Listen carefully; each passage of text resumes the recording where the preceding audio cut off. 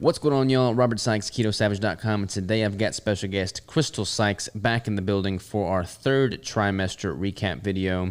This one's going to be all about what we've gone through with this third trimester.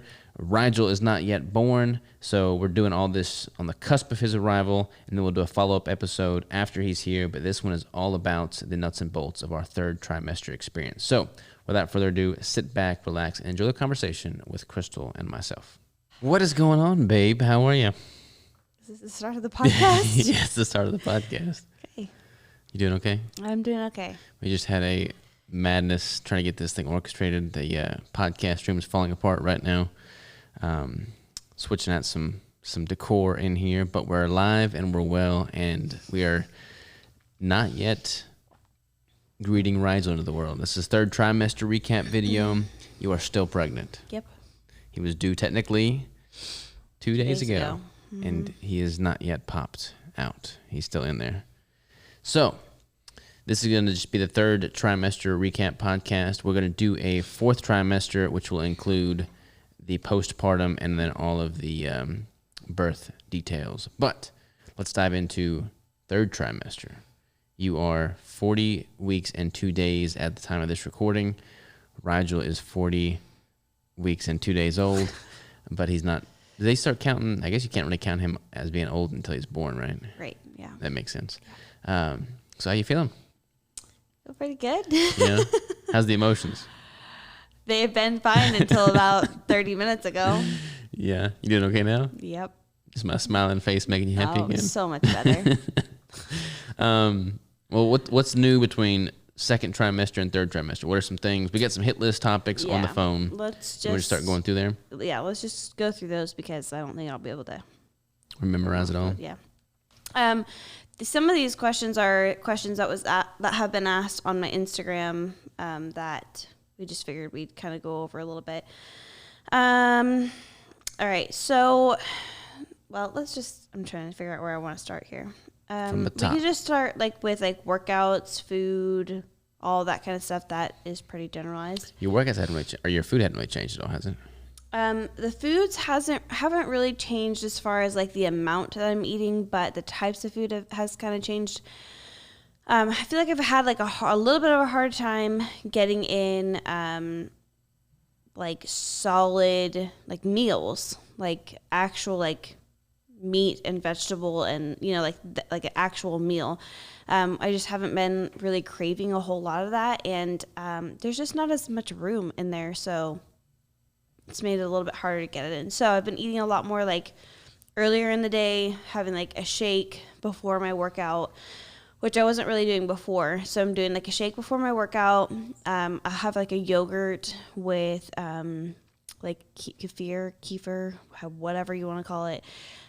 So I have that in my day. And then usually some sort of egg, scrambled eggs or something like that.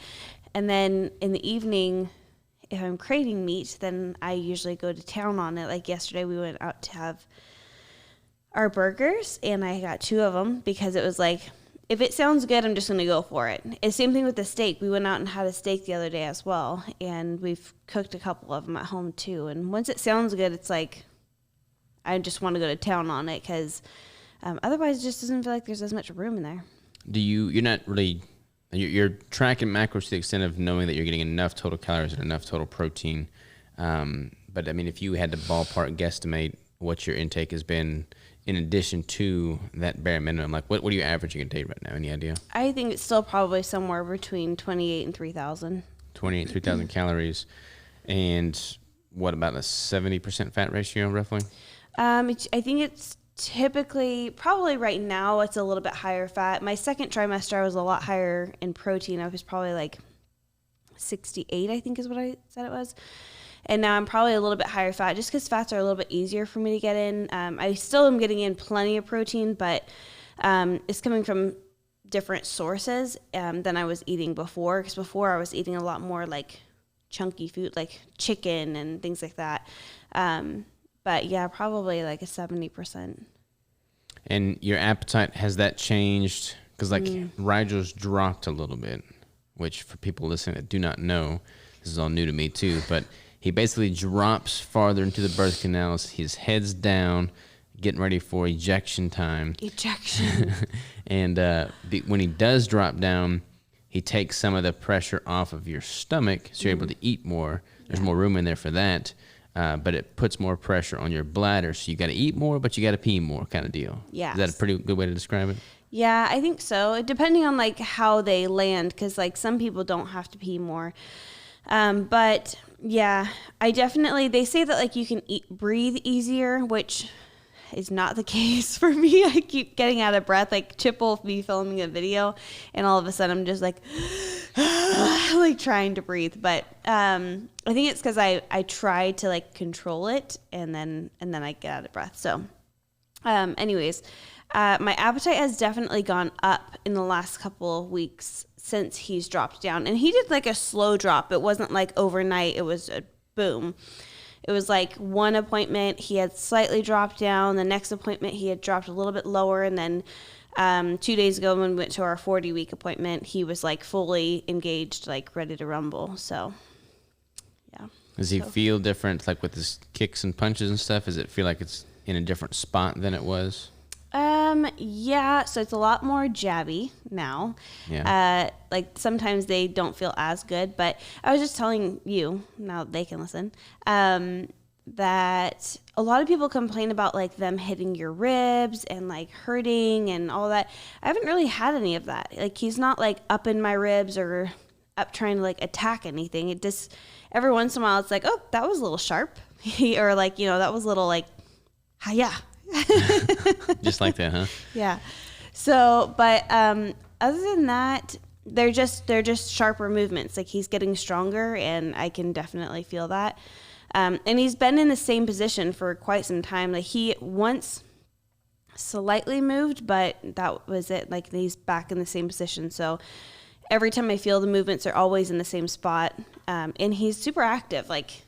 They say, once they start to like engage, once they start to get a little bit bigger, they stop being as active, and like to start counting your kicks and like all of that kind of stuff. But he's pretty active all the time, so I'm not really worried about that, which is really nice.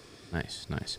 And he seems to be a lot more active whenever you're eating anything cold. Oh my gosh, yeah. You've been making these popsicles, these electrolyte popsicles, which are the bomb diggity. I've been eating all of them. If you guys want to see the popsicle recipe, we might do a Keto Savage Kitchen on it too, but it's on my Instagram right now, but it tends to get lost in the feed later down the road, so we might do a Keto Savage Kitchen on it, but it is currently up on my Instagram on a reel. So go look at my reels and look at these stinking delicious popsicles. These popsicles are the bomb.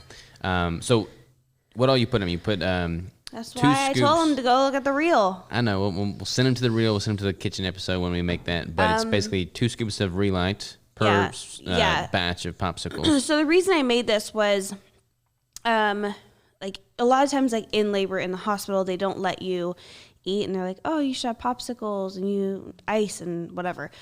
However, since we're doing it at home, we'll be able to eat, and my midwife actually encourages me to eat because it's like running a marathon. Like you need to kind of give yourself a little go-go juice. So I made these popsicles that are going to have the electrolytes in them. So it has the Relight, lemon juice, heavy cream, some sort of yogurt, kefir. How do you pronounce it? and some berries. That's pretty much it. And just a little water. Yeah, and then I blend it all up and put it in the little popsicle molds, and we've been eating them like crazy. Yeah, we eat them. We eat like one every day before we go to bed, and then we eat them like on the weekends. If I'm doing a bunch of yard work, we'll eat them on the back porch while it's hot outside. Yeah, they're so good. They're pretty good. Yeah. You don't have to be pregnant to eat them. You can just make them and enjoy them at any point. And the kids love them too. Sunny just made some for her kids, and they liked them. They changed it up a little bit, but you can also get rid of the dairy too and put in like coconut cream or something like that if you can't have the dairy. But whenever you eat one of these popsicles, he starts going ballistic, kicking and punching and like doing WWE SmackDown. It is kind of crazy. Like we should probably record it before we don't get the chance to record it again. But he goes insane. Like he is I don't even know what he's doing or like why. Maybe he can feel the cold. Pre-workout electrolyte in, trying to get his workout on. But it is wild in there. So yeah, it's funny. That's good. And then what's the next thing on the list? What else are we going to tackle? The training. Let's talk about that. Yeah. So the training, that's pretty much stayed the same up until like maybe a week ago. I started to do not as many supersets. Actually, I think it's just this week. It started on Monday, I think. Today's Friday. Yeah. But I started to not really do the supersets, which I could still continue to do those, but I'm trying to like get him to activate. So I am starting to just do like more stretches in between my sets. So I'll do like chest press and then go squat and then do, another set and go do like cat dog or cat cow. Cat dog. That was a show when we were little. But the cat cow, like just doing different stretches in between rather than trying to like superset and go heavy and all that kind of stuff. Cause but you were still benching, 115, 125 today or something like that? Yeah. And I don't feel like my movements have changed a whole bunch. Like I did a video with Chip on the different modifications I've made during pregnancy. Those are the only modifications I've changed until like this last week. And really it's just because like I'm starting to get a little bit more tired. And my goal right now is not to like build a bunch of muscle. It's just to get some movement, blood flow to the muscle and things like that. So just as long as I'm staying active, and then I'm trying to like go on walks and do things that will help labor rather than like trying to build muscle right now. What's the next thing on the agenda? Agenda. We could talk about mindset around pregnancy.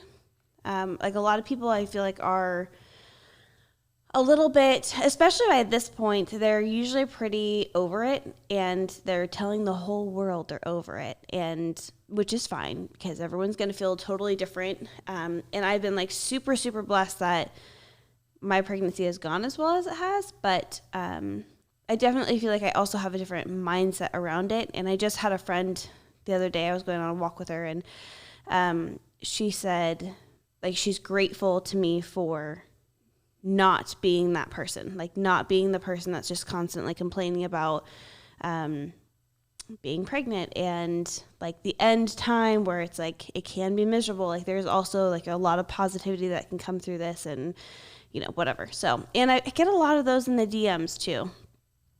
Just people saying like they appreciate my perspective on things, even when things are hard. Like Robert and I are very big on like, you don't grow unless you have to go through some like adversity and stuff. And not that pregnancy is really hard. I mean, millions of people have done it. What? I mean, it is in certain ways. Like I feel like anytime you've gone through something with the pregnancy, I kind of just relate it to what I've gone through in a prep, because not the same thing, but it's the closest thing that I can relate to. And I feel like a lot of people in the latter stages of a prep, they're just constantly complaining about how little they're eating, about the cardio, about everything, and their just mindset sucks. And then once the show is over, they just like go on this, negative, rebound, because they associated so much negativity with that period when you were at the the depth of your deficit and things were harder. And I feel like with a pregnancy, so many people complain there at the later phase, especially if the baby stays, up in there a little bit longer. And it's like you're just wishing for it to be something different. And I don't feel like there's ever anything good that comes from wishing that you were in a different stage than you're currently at. I mean, you have to just embrace that, because at the end of the day, like you signed up for the competition. Like you're the one that wanted that peak week, vibe. You're the one that signed up for pregnancy. You're the one that, conceived that baby. So like, don't wish away the moments you're in. Just embrace it, be at peace with it, make the most of it, and then have that moment to reflect back on. Mm-hmm. Yeah. And I think that's just a lot like of what you and I have talked about, or that I've done myself. Like I've waited 30 years to have this experience, and I'm now experiencing it, and I don't wish any of it away. Even like the days where I feel like trash or whatever, it's like, okay, this is just part of it. Like this is part of the journey, and I can either let it consume me and be just like a miserable person, or I could pick myself back up and keep going, and sometimes you just got to go take a nap or get away from people or whatever it is. And you'll just be a little bit better. It doesn't seem like you've been just totally, intolerable though. Like I haven't grown weary of your presence. Yeah, I feel like I don't feel like my hormones have made me like crazy. I was a little bit irritable earlier. You were a little bit irritable earlier. But I have reason to be, there was reason. So, anywho, but I haven't really been like super high and low with like emotions or like crying or anything like that. Like I feel like it's all been pretty like level, right? Yeah, I mean, and I've been there for you every step of the way. I've been bringing your coffee every single morning. Oh my gosh, get out of here! That's not in case what's you guys happening. are wondering, I make Robert coffee every morning, and I told him the other day, I was like, he asked me for a second cup of coffee, and I was like, if anyone else was here right now, and they realized that you were asking me to get your second cup of coffee for you while I'm sitting here nice and comfortable at 40 weeks pregnant, they would be judging you. Hey, I'll take care of you after the baby's born. What's next? We can talk about the midwife appointments increased. So I don't know how things work with like a typical OBGYN. I'm sure it's probably something similar where like your appointments start to like get a little bit closer together. So when we started, like in the first and second trimester, what was it, like once a month? Once every 4 weeks until we got to 28 weeks, and then it was every other week. And now it's every week. And now it's every week. Oh, like 38 weeks, I think, right? 38? 37? 38? Maybe it was, 37, 38, maybe 36. I don't remember. Like yeah. Every week. Mm-hmm. And then every time we go in, she gets your weight, she gets your heart rate, blood pressure. She gets your blood pressure, She gets my blood pressure. And then she measures the height of your height of your uterus. Mm-hmm. See how he's growing. Fundal height, I think is what it's called. Yeah, and that's supposed to track pretty closely with like an inch added every week of pregnancy, right? Yeah. So like this week, I was technically it read that I was at 39. Yeah. But we're 40. But usually like a week or two off is pretty typical. And then what else she does? She has a little mini ultrasound. No, not Doppler. Yeah, Doppler thing. Mm-hmm. Hear the heart rate of the baby, and then we just kind of shoot the breeze for a little while to see what's going on. Any questions that we have? And she's wonderful. Like literally, when I go in to see my midwife, we're there for a full hour. Like we're there talking one-on-one for a full hour. She does test my urine too. Yeah. Every time I go in. But she is just super involved. Like normal doctors, OBGYN, you go in, you see, a nurse or a MA or something like that. Someone takes you back, and then you see your doctor for like 10 minutes. How you doing? Cool. All right. See ya. It's kind of comical how little time most doctors spend with their patients. I didn't even tell you this the other day, but I went in to get my inserts from the podiatrist for my messed up feet, and the front staff, nurse staff, or whatever, they gave me the inserts. I put them in my shoes. They said, hold on for the doctor. The doctor will come in just in here shortly. He came in, says, how's it feel? And I'm like, good, I guess. He's like, all right, sounds good. See you later. And literally, like, I literally don't think he was in there for more than a minute, 30 seconds. Like, no joke. Oh, man. So What's crazy, you guys, is we've been waiting for these inserts for like 8 months. Yeah. And they lost them. It's been a nightmare. Yeah. So, that's hilarious. it's only fitting that he came in for a minute, 30 seconds and didn't really do much. But all that to say, going this route with the midwife, I feel like we most definitely get time well spent, and there's no ever like a rushed feeling or vibe. Like last time we were there and we finished early, so we just walked outside and she showed us her chickens and whatnot. In her garden. Mm-hmm. I don't feel like you would get that with most OBGYNs probably. No. And she did a home visit because we're doing a home birth. She did a home visit, and she was there for like 2.5 hours, just like hanging out, trying to get to know everything. And it's been a really amazing experience, and I'm grateful for the relationship I have with her. And I am going to be sad that I'm not going to like see her on a regular basis. That's going to be really weird afterwards. Well, we'll dive into this on the fourth trimester recap, but she'll obviously be there for the birth. She'll come like 2 or 3 other scheduled times afterwards, I think. Yeah, so she'll be there for the birth, of course. She comes and does a 24-hour visit and then a 6-day after visit. And then we see her for a 6-week visit. And then anytime in the middle time there that I need or feel like I want to get something scheduled, I can text her, I can email her, or we can schedule in another appointment. So she's like super reachable, which is amazing because, you know, you have a lot of questions, especially as a first-time mom. Like, I'm not going to know what to do. She'll also help with, like, breastfeeding. This we can kind of lead into the next couple things, but she'll help with breastfeeding and, you know, different things like that during the first, like, couple weeks as well, like, if I need it. But we did hire a postpartum doula and a lactation consultant. So we can kind of dive into those things. But the lactation consultant, she, my midwife suggested that I get a lactation consultant, and a lot of times they're free when your insurance doesn't stink, but our insurance stinks. So we decided that it was worth our while to go ahead and invest in that. So we hired a consultant. I did a prenatal visit with her. We like sat there for an hour, just like going over all the different things, kind of what I wanted, so that she and I can be on the same page. And again, she and I are going to continue to work together after Rigel is born. So she will actually do a home visit. She'll do several if we want, but I'll probably just have the first one be a home visit. As soon as I'm ready to. Like, as soon as I go into labor, I can message her and say, hey, we're going into labor. Let's plan on you coming within the first 24 hours, and she'll make sure that that happens, or I can do it like a week out or whatever. So that's kind of cool. A lot of people have a lot of opinions on breastfeeding and what you should do and what you shouldn't do. It's kind of crazy how many opinions there are out there on breastfeeding. Like, I don't know, it's mind-boggling to me. It really is. It's mind-blowing. It's mind-blowing how many people are willing to, like, give you their opinion when you never asked for it. Lots of people who are like, don't be afraid to do this. Don't be afraid to do that. Don't, you know. And so that's it's probably all meant in good faith. It absolutely is. Like, I don't think anybody's being negative with it, but no. It's interesting. It's interesting for me because I know how serious you take all this, so I know how deeply you've dove into all the research, all the methodologies, all the everything. And I'm sure a lot of these people that are giving their unsolicited opinions probably watch like a 3-minute YouTube video and they're telling you how to do things.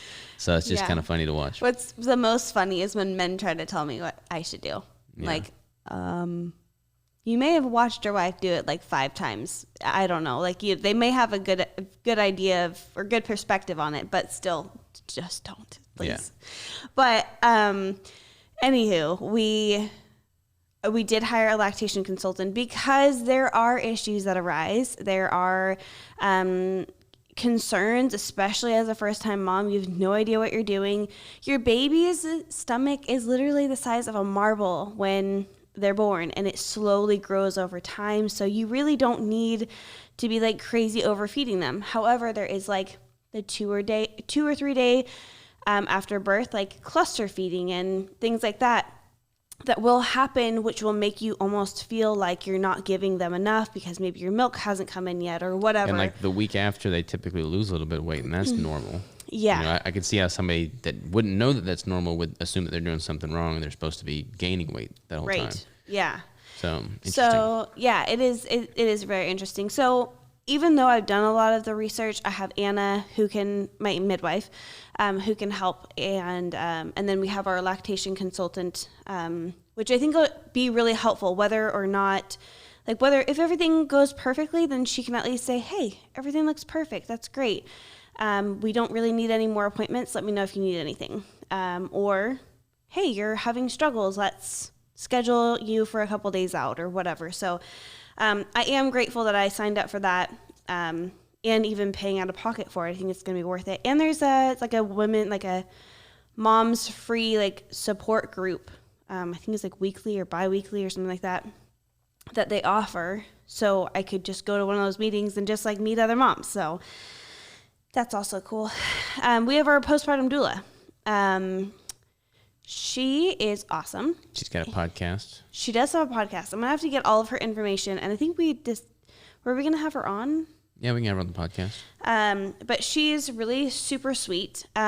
She's also a birth photographer, and she's going to be doing our photography for us during labor. So that's also very exciting. I will call her at the same time I call my midwife and just say, hey, we're ready to rumble, and she'll come over and just take pictures of labor and delivery and afterwards, and just like get like those first moments and all of that. So I'm really excited for that as well. I got my camera too. I'll be up in action. I don't know about that. Well, we are going to try and like vlog a little bit or get some clips of things, but I hired her specifically for the photography because I didn't want Robert to be distracted trying to like film things and catch a baby at the same time. Yeah. And I just like want you to be there for me fully, and then like know that someone else is catching like the moments, and then you can actually be in the moment with me and like be in the picture and all that.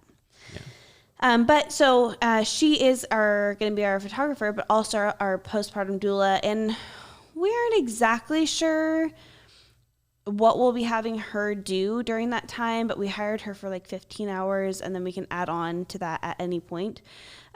So she can also help with breastfeeding. She can help with, changing the diaper, making food, cleaning the house, just being someone that I can talk to. Robert is probably going to come back to work pretty quickly, but also like he'll need to work out and things like that, and I may not want to be home alone by myself with a brand new baby, and it might just be nice to have someone who's going to be there that can support me. But I did block out my schedule for a little while, so people need to know that I'm not gonna like pop that baby out of you and then go do legs or something, at the gym. Like I'm gonna give you some time for sure.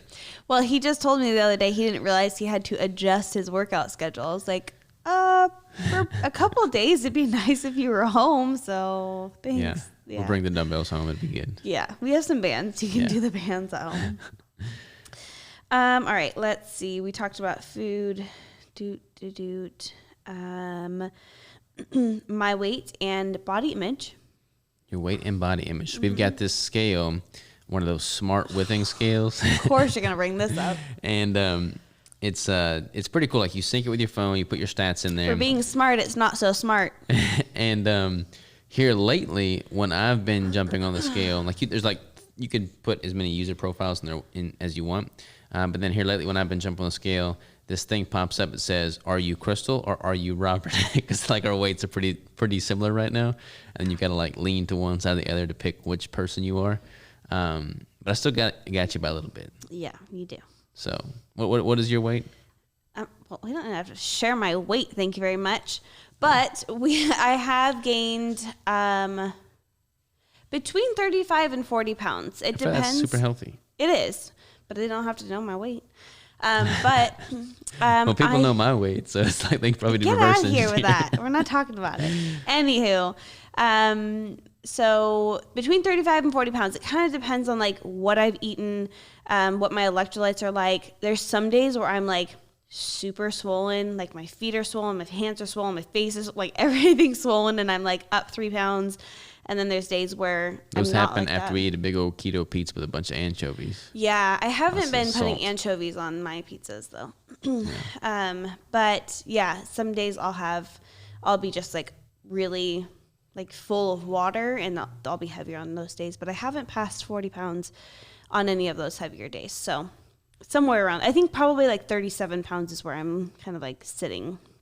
But I feel really good about that. Like, some people try to gain the least amount that they can. Some people are like, I've only gained 25 pounds or whatever it is that they've done.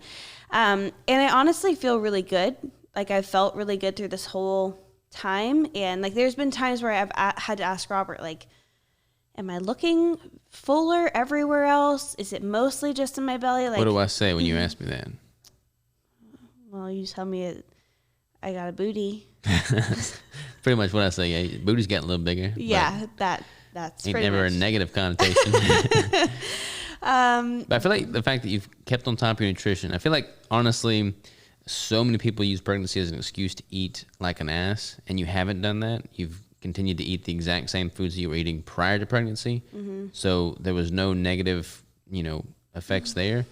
Any weight that you've gained, I feel like it's all been good weight. So like, I would not have recommended you do it any different. Not that I would have a say in it anyways, but I mean, I feel like you've done everything perfect. Yeah, I don't feel bad about it at all, honestly, and I'm not really worried about the postpartum part. Like, I've done some videos of like what I think about postpartum, like the bounce back, all that kind of stuff. So if you guys are interested on my take on all that, you can go watch our YouTube videos.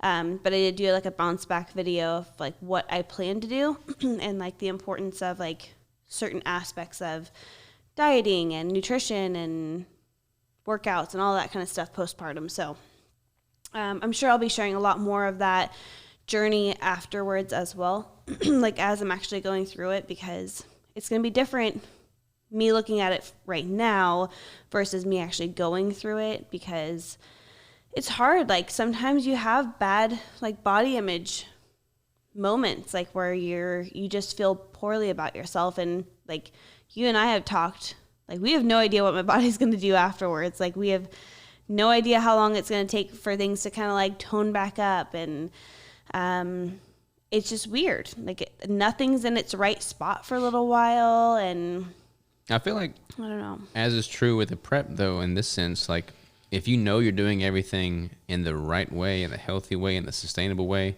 you're not near as likely to be mad at yourself or frustrated with the current state of being, because it just is what it is. Like if you were to eat a bunch of crap food, it would be very easy to internalize that and then start having remorse, and then start trying to beat yourself up internally and have this like negative feedback loop. Whereas if you know you've never done that, then there's no reason to hang your head, and then it just is what it is, and you just take it one day at a time, and then you just, you firm up as you firm up. Like you don't have to feel like this crazy ebb and flow, because you don't ever go off the deep end to begin with. Yeah, and I think like, so generally speaking, women who have babies will lose about 15 to 20 pounds after they have a baby, because you lose the baby, you lose the placenta, you lose a lot of water, all that kind of stuff. So between like 15, 20 pounds. So after that, I will have about 15, 20 pounds to lose after. And I can tell, like, I have body fat on me. Like, I can tell in my chin, I can tell in my arms and my legs. Like, I can tell that I have an extra layer of body fat, but that extra layer of body fat is super important for breastfeeding, and holding in those calories and making sure that you have enough. So I'm not afraid of it. I feel like a lot of people are like, they just don't want to. They want to just go directly back to what they were doing. But it's so important for breastfeeding to actually have a little bit of extra body fat. And I'm not saying like lots don't take of that weight. And run with it. Yeah. But an extra 10, 15, 20 pounds is not a bad thing. I had someone message me the other day, and they were just behind me in pregnancy. This was a few weeks back, but they were just behind me, and they were so concerned about how much weight they had gained. And I'm like, you're in the perfect spot. Like, stop freaking out. Like, you are gaining like a perfect amount of weight. Just like relax with it. Like you're growing a human. There's a lot of things that are going on in your body that needs that. Like you need to gain that weight, and it's fine. But anyway, so yeah, that's kind of where we're at with that. But I don't feel like there's not been a single moment throughout this pregnancy where you've just like looked at yourself in the mirror and gotten super depressed and been like, I don't want it anymore. Like I feel like you've never had this really dark chapter in that regard. Like I feel like you've been pretty upbeat about it the whole time. Yeah, and I think it's because I feel good. Like I feel good. I know that I'm being active. I know that I'm eating right. If I wasn't doing all those things and I was eating chips and junk all the time, I probably would be like, wow, I could have done this a lot better. I could have taken better care of the both of us. But because I know I've done everything right, I have no reason to like have those doubts in my mind or whatever. Yeah. It is different. I mean, it's different to watch your belly grow. Like I've never had a belly this big. It's weird sometimes. Like it literally is a shelf. So it's weird. It's something to adjust to, but I've loved it. Like I've loved having it, and I know I'm going to like miss having it. So it's kind of odd. Yeah. I think it all goes back to just like doing, when it comes to nutrition, doing everything in a way that is sustainable, that you feel good about. And if you don't ever deviate from that, and this goes outside of pregnancy, but it's incredibly applicable in pregnancy.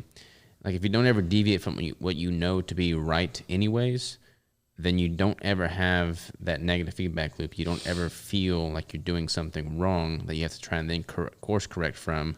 And then when you start doing that, that's when people start doing these crazy overcorrections that typically never end well.